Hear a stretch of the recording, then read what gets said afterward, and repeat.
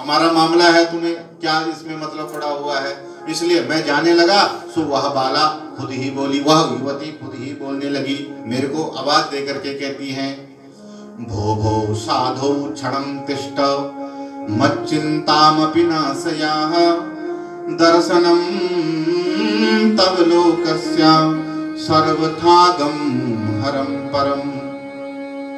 भो भो साधु क्षणं तिष्ठ, ए साधु एक क्षण के लिए रुकिए। ए महाराज कहाँ जा रहे हो, एक क्षण के लिए रुकिए।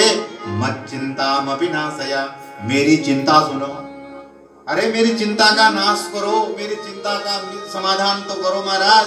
दर्शनम तव लोकस्य सर्वथागम हरम।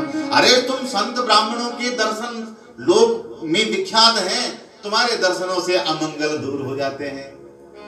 ब्राह्मणों के जिस घर में ब्राह्मणों के चरण धोए जाते हैं, ब्राह्मणों का चरण धोवन का छींटा जिस घर में पड़ जाता है ना, उसके सारे अमंगल तो महाराज वैसे ही दूर हो जाते हैं। उसके सारे अमंगल, जहां संत ब्राह्मण वेद पाठी ब्राह्मणों का चरण पड़ जाते हैं और चरण धोवन जिस स्थान पर गिरता है, वह स्थान अश्वमेघ यज्ञ के पुण्यदायक फल के बराबर पवित्र हो जाता है, ऐसा वेद कहते हैं। क्योंकि ब्राह्मण साक्षात विष्णु का रूप है, और ब्राह्मण जो वेद वेदांत से निष्णात और ब्रह्म विद्या और ब्रह्म कर्म में रहने वाला जो ब्राह्मण है ना, वो साक्षात विष्णु का ही रूप है। और वेद शास्त्र पुराण उसके चरणों में ही वास करते हैं। लक्ष्मी तो उसके चरणों में वास करती है महाराज। ब्राह्मण से जंगमम तीर्थम, सारे तीर्थ उसके जंगमों चरणों में वास करते हैं, निष्णात ब्राह्मणों के। और भगवान भी ब्राह्मणों को पूजनीय कहते हैं, पूजते हैं। क्यों कि देवाधीन जगत सर्वम मंत्राधीनं च देवताः ते मंत्रे ब्राह्मणाधीनं तस्मात् ब्राह्मण देवता। भगवान कहते हैं भैया, देवाधीन जगत सर्वम, सारा संसार परमात्मा के अधीन है, लेकिन वही जो देवता वो परमात्मा भी मंत्राधीन है, मंत्र के वश में है। मंत्रोच्चारण जो करो सो करना ही पड़ता है। ते मंत्रे ब्राह्मणाधीनम, वो मंत्र ही उस निष्णात शाश्वत ब्राह्मण की जिह्वा पर नृत्य करते हैं। इसलिए भगवान कहते हैं तस्मात् ब्राह्मण देवता। इसलिए ब्राह्मण तो भैया मेरा भी पूजनीय है, सबसे बड़ा देवता है। ब्राह्मण खुश, यज्ञ संपन्न। सुबह आप कर्मकांड में देख रहे थे कैसे महाराज आचार्य जी पुण्यवाचन का वाचन कर रहे थे। पुण्यवाचन, यज्ञ भी करो तो पुण्यवाचन का आशय समझ लिया था।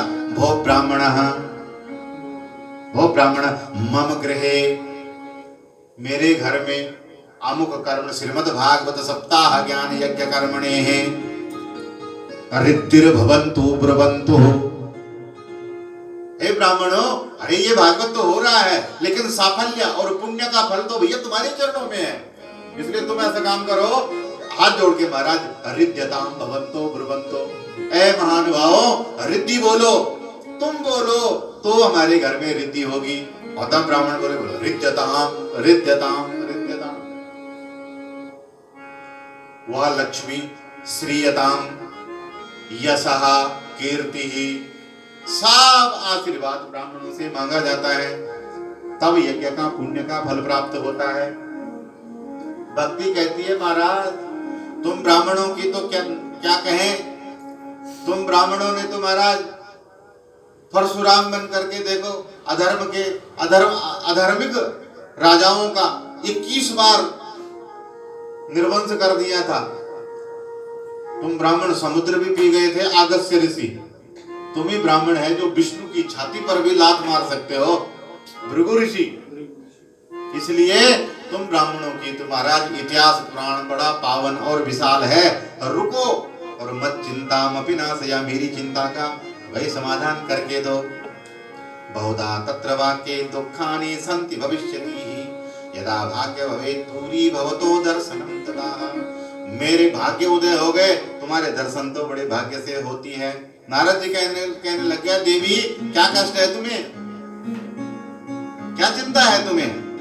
अहम भक्तिरिति ख्याता इमो में तनयो मतो ज्ञान वैराग्यमान हो काल योगी न जरा। देखो महाराज, नारद जी मेरा नाम भक्ति है, मैं भक्ति देवी हूँ, और ये जो बूढ़े पड़े हैं ना मूर्छित, ये मेरे दो बेटे हैं, मेरे ही पुत्र हैं महाराज। नारद जी बोले, आपके पुत्र? आप दिखती 16 साल की पुत्र मूर्छित पड़े हुए, 80 साल के, और मूर्छित ऐसे पड़े हुए जर्जरा बूढ़े और बिल्कुल मरणासन मृत्यु प्राय जैसे हो गई हो, ऐसी अवस्था में, और तुम्हारे पुत्र ये कैसे हो सकते हैं? बोले हाँ महाराज जी, मेरे दोनों पुत्र हैं, इनका नाम, एक का नाम है ज्ञान और दूसरे का नाम है वैराग्य। ये दोनों मेरे पुत्र हैं। भक्ति के पुत्र कौन है? ज्ञान और वैराग्य। आप भगवान के भक्ति तो करते हैं, लेकिन अगर आपको ज्ञान नहीं है और वैराग्य नहीं है तो भक्ति रुदन कर रही है। वो कह रहे हैं कि ज्ञान ही नहीं है, वैराग्य ही नहीं है, मैं तो ठीक हूँ, मैं तो ठीक हूँ, और दोनों बेटे तो भैया बूढ़े पड़े हुए हैं, ये तो निश्चेष्ट है। अब क्या करें? नारद जी बोले, क्यों, ऐसा क्यों हो गया? ये स्त्रियां कौन है? बोले, ये तो गंगा, यमुना, सरस्वती, नर्मदा, कावेरी, क्षिप्रा, चर्मणपति, सरयू, तनया, महेंद्रा, ये तो अनेक नदियां हैं जो स्त्री शरीर धारण कर करके मेरी सेवा कर रही है। क्यों? क्योंकि बोले भक्ति है तो नदियों की भी पूजा है। भक्ति होगी तभी तो गंगा स्नान होगा, भक्ति होगी तभी तो नर्मदा स्नान होगा, यमुना स्नान होगा। अब भक्ति नहीं जिसकी, उसके लिए क्या गंगा क्या यमुना। इसलिए ये मेरी सेवा कर रही है। देखो नारद जी, तुम मेरे दुख का निवारण करो, नहीं अगर तुमने ऐसा नहीं किया तो विदेशागमनम मया, मैं इस भारत भूमि को छोड़ करके विदेश चली जाऊंगी, फौरन। भैया देख लो, संभाल लो भारत की भक्ति को, नहीं तो विदेशागमनम। मुझे तो लगता है कि कुछ चली भी गई होगी। जितना झूठ भारत में बोलते हैं उतना मैंने सुना है, मैं नहीं जा रखा हूँ, मेरे ऊपर लोगों से सुना है, बोले अमेरिका में इतना झूठ नहीं बोलते जितना भारत में बोलते हैं। इतना करप्शन कहीं नहीं है जितना भारत में है, और सबसे ज्यादा वेद और सबसे ज्यादा पुराण और सबसे ज्यादा शास्त्र यही है, और सबसे ज्यादा प्रवचन भी यही होते हैं, सबसे ज्यादा योग यज्ञ जप तप सब यही चल रहे हैं ज्यादा।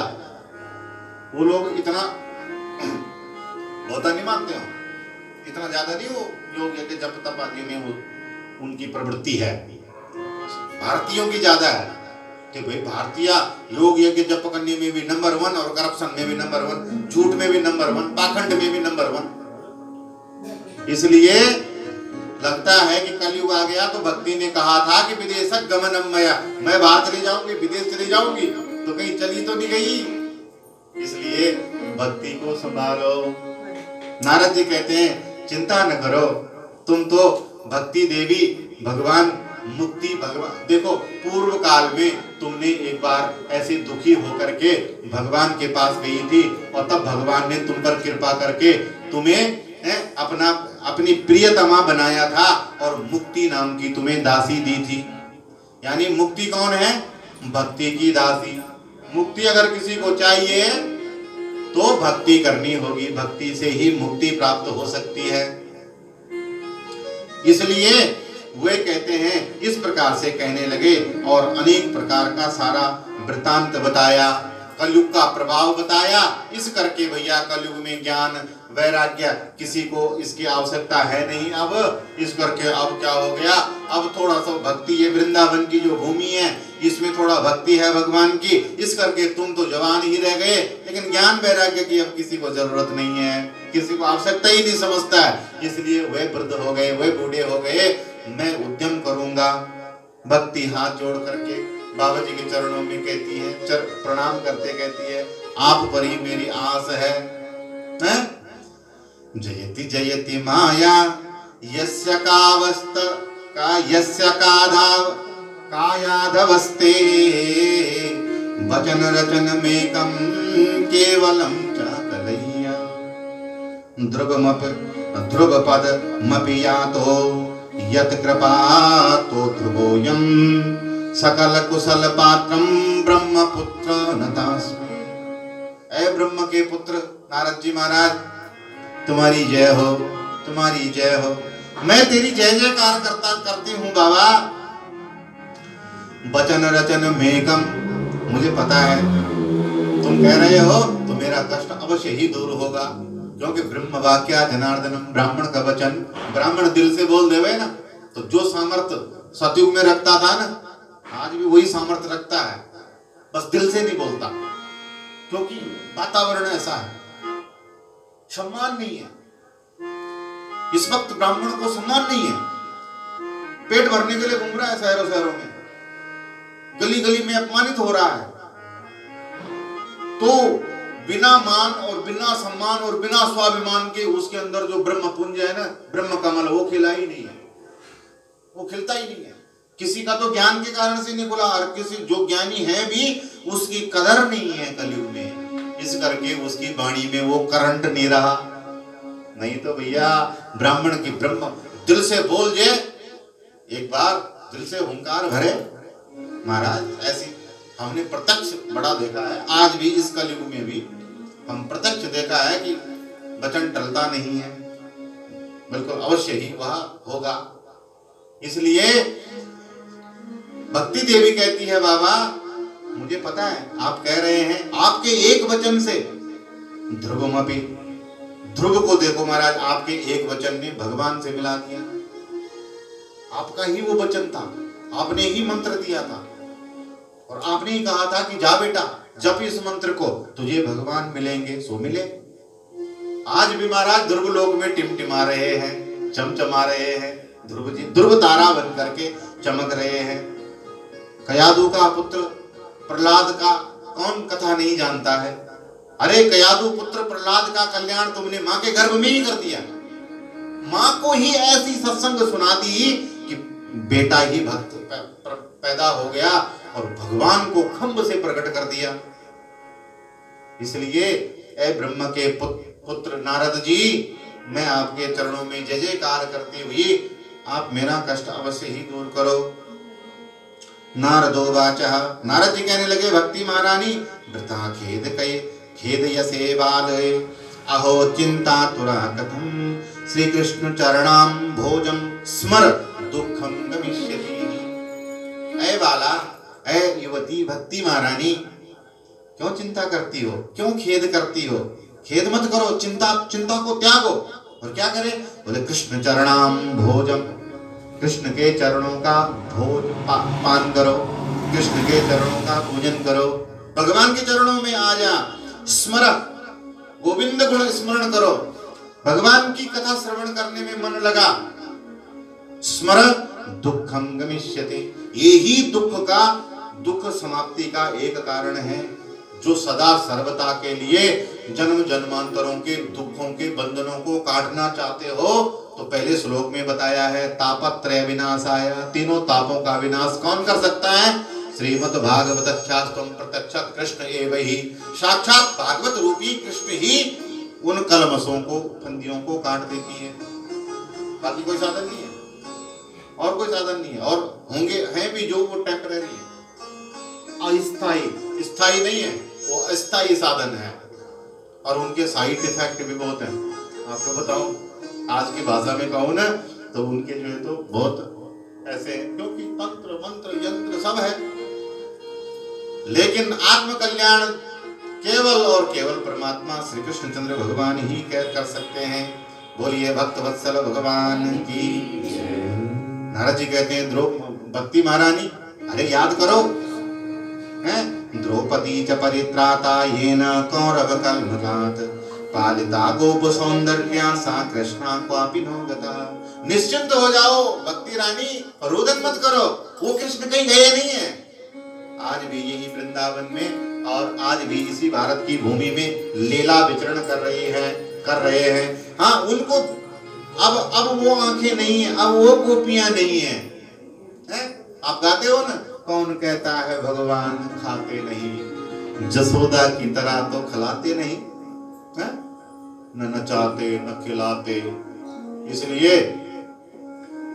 नारद जी कहते हैं, अरे जिन्होंने भरी सभा में द्रौपदी की लाज रख दी और वस्त्र अवतार धारण कर लिया, वो कहीं गए नहीं है। जिन्होंने कौरवों की भयानक बाढ़ जैसे आंधी जैसी सेना के सामने 5 पांडवों की ऐसे रक्षा कर ली, जैसे महाराज चील जो है तो अपने बच्चे को रक्षा करके उठा लेता है।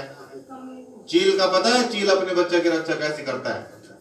चील का जब बच्चा होता है तो चील के बच्चे की अभी आंखें भी नहीं खुली होती है।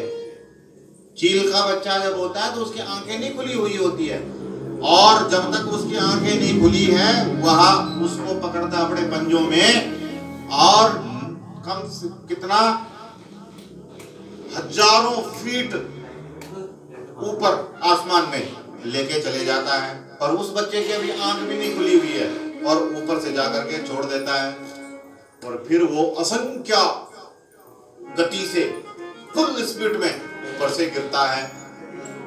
और जब वो करीबन 800 फीट आसमान के ऊपर तक आ जाता है, तब तो उसको ये पता चलता है कि मैं कहीं गिर रहा हूं। तब तक तो वो बिल्कुल बच्चा है, आंख भी नहीं खुली। तब उसकी धीरे धीरे आंख खुलने लगती है, तब उसको महसूस होता है। और जब वो 400 फीट के ऊपर पर आ जाता है, तब वो देखता है कि नीचे जमीन है, मैं मरने ही वाला हूं। तब जाकर के वो पंख फैलाता है, तब फैलाता है, फड़फड़ाता है, अपने आप को बचाने की कोशिश करता है, उड़ने की कोशिश करता है, लेकिन अभी तो आंख नहीं खुली, पंख पूरे विकसित नहीं है, उड़ नहीं सकता है। और जैसे वो जमीन से मात्र 200 या 500 फीट की जमीन के ऊपर आ जाता है और गिरने ही वाला होता है, पत्थर चट्टान से कहीं टकराने ही वाला होता है, तभी जाकर के वो महसूस करता है कि कोई एक बहुत बड़ा मजबूत पंजा, बहुत मजबूत पंजा ने ऊपर से धीरे धीरे उसके ऊपर उसी स्पीड में शिकंजा कस दिया है। और जैसे ही वह मजबूत पंजा जमीन के छूने ही वाला था कि वह पंजा पकड़ करके उसको वापस उड़ा करके ले जाता है, और तब उसको पता चलता है कि वो मां चील का ही पंजा था। वो अकेला नहीं गिर रहा था, उसके साथ में उतनी ही गति से, उतनी स्पीड के साथ में वो मां चील पक्षी भी गोता लगा रही थी, पीछे से उड़ रही थी। तो भगवान कहते हैं उसी प्रकार से, जिस प्रकार से कौरवों के सेना के बीच में, सब सेना समुद्र के बीच में ये 5 पांडव बिल्कुल तुच्छ थे, लेकिन भगवान तो उनको बीच में से ऐसे उठा करके ले गए, बचा करके, रक्षा करके ले गए, जैसे चील अपने बच्चे को उठा लेता है। वो कृष्ण, वो दयालु, वो भक्तवत्सल भगवान आज भी कहीं गया नहीं है, यही है। मैं तुम्हारे पुत्रों को जिलाने की कोशिश करता हूं, और तुरंत जो है तो जल उठाया और गीता पाठ करने लग गए। जैसे ही गीता का पाठ किया, जल सिंचन, जल का छींटा उनके मुख पर मारा, वो तुरंत खड़े उठ गए, चेतना में आ गए वो वृद्ध। लेकिन जैसे ही खड़े उठे, उठ करके ही कुछ ही क्षण में फिर से लड़खड़ा गए। उनके पैरों में खड़े रहने की सामर्थ्य नहीं, ताकत नहीं रही, और लड़खड़ा करके और फिर से धड़ाम जमीन में ही गिर करके फिर से निश्चेष्ट पड़ गए। फिर नारद जी ने जल लिया, वेद पाठ किया, और वेद पाठ करके जल सिंचन किया। कुछ चेतना आई, पर फिर मूर्छित होकर के पड़ गए।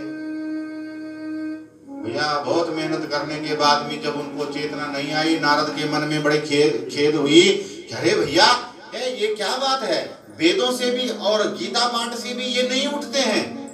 तभी महाराज आकाशवाणी होती है, व्योम वाणी तदेवान भूमान दिस्से खिन्याम मदितः उद्यमा सफलस्तेयं भविष्यन्ति न संशया।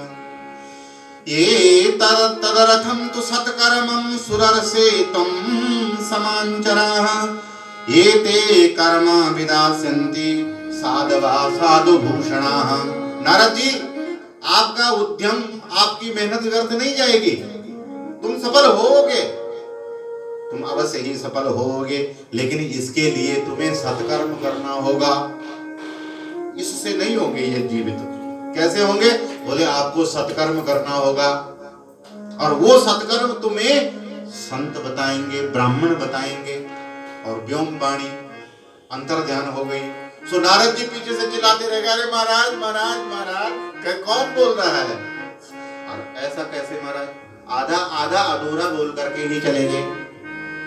अरे महाराज सत्कर्म करने पर क्या सत्कर्म करना है ये तो बताया नहीं। अब ब्राह्मण संत बताएंगे पर कौन संत बताएंगे ये तो बताया ही नहीं। बोले महाराज ये तो वही बात हो गई कि है न दवाई का नाम बताया न डॉक्टर का नाम बताया। अब बोलो कैसे मैं कहाँ कहाँ ढूंढता फिरूं? नारद जी संतों के पीछे जाने लग गए, ब्राह्मणों के पीछे भागने लग गए। अरे महाराज नारद जी को आए हुए देख करके बड़े बड़े साधु महात्मा महाराज स्वागत करते हैं, अपना अहो भाग्य समझते हैं, नारद जी हमारे पास पधारे। और जैसे ही नारद जी प्रश्न पूछते हैं कि महाराज मैं आपसे एक विनती करता हूं, मुझे ये बताओ कि सत्कर्म क्या है, सत्कर्म किसे कहते हैं? तो महाराज तभी तो कुछ तो मौन धारण कर लेते हैं, सोचते हैं कि जब नारद जी को नहीं पता कि सत्कर्म क्या है तो हमारी तो क्या चले। अब ना बोले तो महाराज इज्जत का भी तो कुछ होता है कि नहीं होता है, इसलिए बोल देते हैं कि महाराज हमारा तो आज मौन बढ़ता है, हम आज मुंह नहीं खोलेंगे। हाँ कुछ ऐसे बोल, अब कुछ तो नारद जी को आए देख करके पहले ही चले जाते हैं। मुंह की भूतस्तता धन्य क्रिया तस्तु पला पलायिता, कुछ तो मुंह हो जाते मौन हो जाते हैं, और कुछ जो आते देख करके पहले ही निकल लेते हैं। किसी ने भी सत्कर्म नहीं बता पाया और मैं ढूंढता ढूंढता परेशान हो गया। भक्ति महारानी को वचन दे आया हूँ, उसके पुत्रों का कल्याण तो मैं करूंगा ही, उसके दुख का निवृत्ति तो मैं करूंगा ही, नहीं तो ब्राह्मणों के वचनों पर कोई भरोसा नहीं करेगा। ये ब्रह्म है मेरा तो कुछ न बिगड़ेगा, तेरी लाज जाएगी। अरे भगवान की लाज चली जाएगी। वो कहते हैं कि ब्राह्मणों को वचनों को रखने वाला है और आज मेरे वचनों की रक्षा न हुई तो महाराज लाज चली जाएगी भगवान की। ऐसा सोच करके मैं बद्रीनाथ में आया हूँ।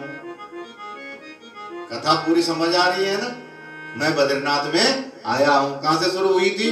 सनक सनंदन सनत कुमार को नारद जी दिखे थे और पूछा कि क्या चिंता है भैया, क्यों ऐसे मुंह लटका के बैठे हो? सो नारद जी ने ये सारा चक्र सुनाया, ऐसे ऐसे हुआ और अब मैं यहाँ पर आया हूँ और ये चिंता है और इसलिए मुंह लटका के बैठा हूँ भैया। अब तुम्हें बताओ, अब तुम आ गए हो तो तुम कोई है, तुम ही बताओ, तुम ही मुझे बताओ। इदानी भूरि भाकेन भवद्भि संगमो भवा कुमार सुब्रता शीघ्रम कृपा त्वं च ममोपरि। देखो महाराज मेरे ऊपर भगवान की कृपा है जो तुम्हारे दर्शन हो गए, नहीं तो है सनत कुमार जैसे महान संतों का दर्शन भी दुर्लभ है। आप आ गए हो, अब आप मुझे बताओ। लो सनत कुमार जी बोले अच्छा तो ये चिंता है, इतनी चिंता है तुम्हें? नारद जी बोले आप तो ऐसे बोल रहे हो जैसे आपको पता हो, इतनी चिंता है? मैं सारा ब्रह्मांड ढूंढ करके, पृथ्वी ढूंढ करके, सब संतों को ढूंढ करके आ गया और मुझे तो ये चिंता हो रही है, ना आकाशवाणी ने सही सही बताया, अब तुम बोल रहे हो कि बस इतनी चिंता?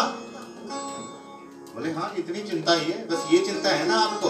तो कुमारों ने कहा, सनत कुमार कहने लगे मान चिंताम कुरु देवर से हर्ष चित्ते समावहा उपाया सुख साधेयो तत्र वर्तते पूर्वही।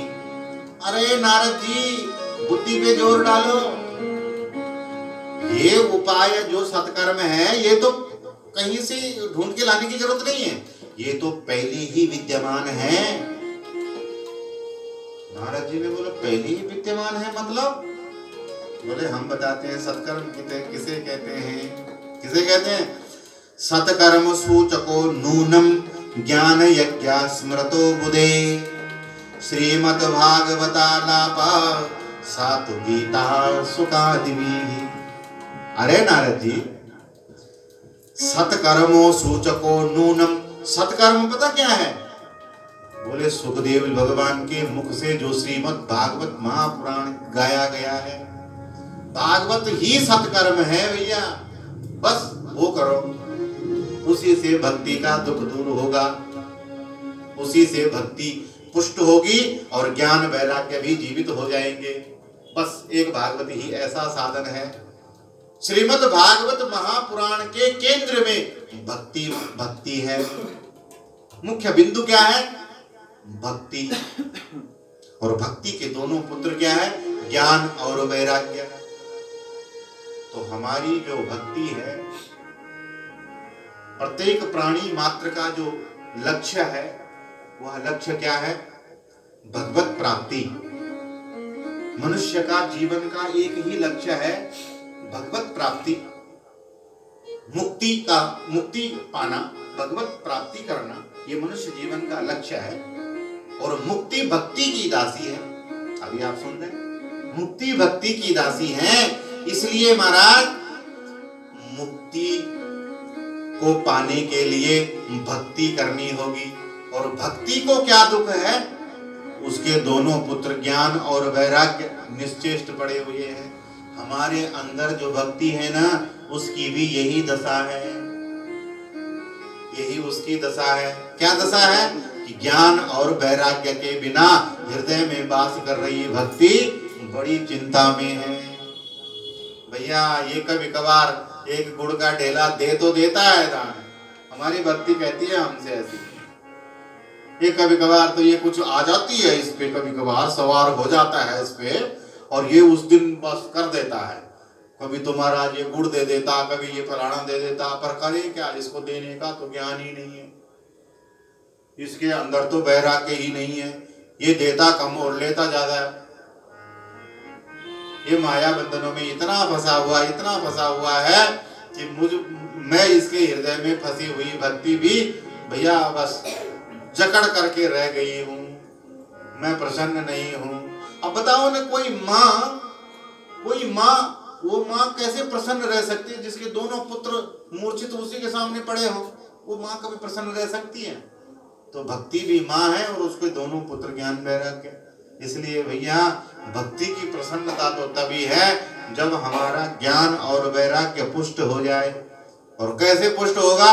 श्रीमद् भागवत बतालाप सातु गीता सुखादि। श्रीमद् भागवत ही वह साधन है जो ज्ञान वैराग्य के साथ में भक्ति को पुष्ट कर देता है, और तभी जाकर के मुक्ति प्राप्त हो जाती है। वही है सत्कर्म। नारद जी कहे, बोले बड़े भले आए महाराज। मैं सोच रहा था, मैं बड़ी चिंता में था कि ये सत्कर्म कौन सी चीज है, कैसे होगा सत्कर्म, और क्या होता है? अच्छा, अब पता चला। सनत कुमार बोले, महाराज आपने तो क्या कहे, आप ब्रह्म के पुत्र हो, और पूर्व काल में चतुश्लोकी भागवत ब्रह्म जी ने आपको भागवत 4 श्लोकों में सुनाई थी। नारद जी ने बोला, धन्य हो महाराज, धन्य हो, मैं तो चिंतातुर होकर के समझता ही नहीं था। बोले, महाराज अब क्या करें? भागवत करो, सप्ताह वाचनम कुरु। तो बोले, महाराज अब आपके मुख से वचन निकले हैं, तो अब आपके ही चरणों में मैं प्रणाम करता हूँ, आप ही भागवत सुना दो। आपसे बड़ा वक्ता कौन होगा संसार में? सनत कुमारों, चारों भैया, आप कृपा करो तो आप ही भागवत जी सुनाओ, बताओ कहाँ होनी चाहिए। कुमार उवाचः वेदोपनिषदां सार जाता भागवती कथा अत्युत्तमा ततो भाति भृगभूता फलाकृति। देखो, ये जो भागवत है वेद शास्त्रों का सार है। नारद जी कहने लगे, आपने कहा था कि भागवत जी से सत्य कर्म करने से उनके पुत्र भक्ति माता के पुष्ट हो जाएंगे। अच्छा, तो मैंने जो वेद मंत्र पढ़ा था और वेद मंत्र का जल का छींटा दिया था, वो तो पुष्ट नहीं हुए। तो क्या ये भागवत जी वेदों से बड़ी है? और वेद बेकार, वेद कुछ नहीं। मैंने गीता पाठ पढ़ करके छींटा मारा था, जल सिंचित किया, तो क्या गीता का कोई महत्व तो नहीं? सिर्फ भागवत जी का महत्व? सनत कुमार कहते नहीं नहीं, ऐसा नहीं है, ऐसी बात नहीं है भैया। लेकिन देखो, जो आम का फल होता है ना, आम का फल, उससे आमरस बनता है, उसी में आमरस निकलता है।